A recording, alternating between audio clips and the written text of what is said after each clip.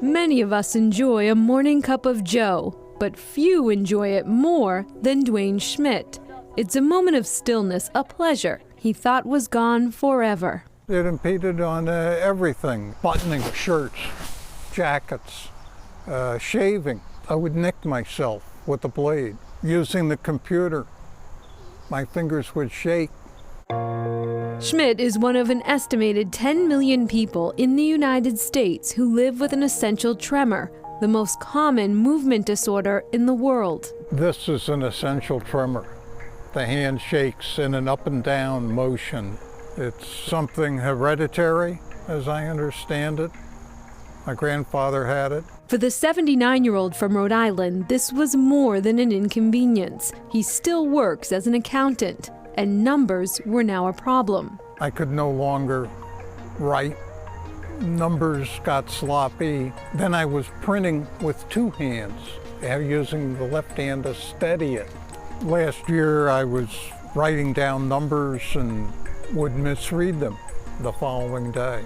After several failed attempts to control his body with medication, his doctor recommended a fairly new treatment showing remarkable results. They're looking at their hand and they're saying, wait a sec, it's not moving, and then they get this big smile on their face. You know, it's really remarkable. Brigham and Women's Hospital is the only facility in New England currently performing what's called focused ultrasound therapy, led by Dr. Reese Cosgrove, a neurosurgeon who specializes in the surgical treatment of epilepsy. Wiggle your fingers. For 40 years, he has been helping people control their involuntary body movements.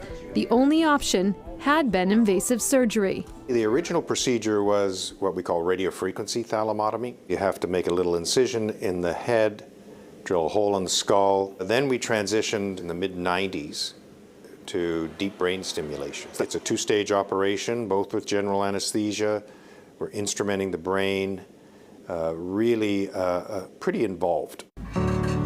Now every Tuesday, you can find Dr. Cosgrove here, performing a 2-hour day surgery without ever creating an incision. It's just so remarkable that we can do this operation without ever opening up the person's head. While we're doing it, they're in the MRI scanner. While we're treating them, we're also imaging their brain while we're doing it.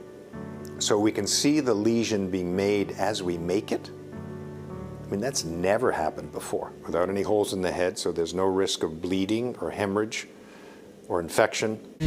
The process begins by shaving the head. Then the patient is fitted inside a helmet of sorts. Inside this helmet, there are over 1,000 little focused ultrasound transmitters embedded in the sphere, and they're all pointing at the focal point. Then into the MRI, Cosgrove in another room controlling this surgery from a computer screen. The procedure actually creates a permanent lesion in a very specific nucleus in the thalamus. This is a target in the thalamus that we've known for many, many years is the source of the tremor. The lesion is created in small increments. In between, neurological tests. These are images of Schmidt's brain after the procedure. Right here in the thalamus is the lesion we created. A pea-sized lesion that killed the neurons responsible for the tremor. This is video of Schmidt before and after his procedure. The results are immediate and so far long-lasting. As soon as we make the lesion and make it an appropriate size, large enough, the tremor stops. Are there any limitations? It's not perfect. I tell the patients, you don't get hands like mine, okay?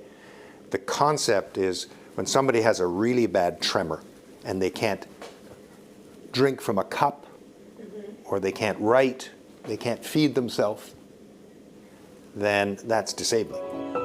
Schmidt's surgery was in early August of 2020. Several weeks later, You can see the left hand shaking up and down. The right hand is perfectly steady. and both hands used to shake just like that. Just the same way.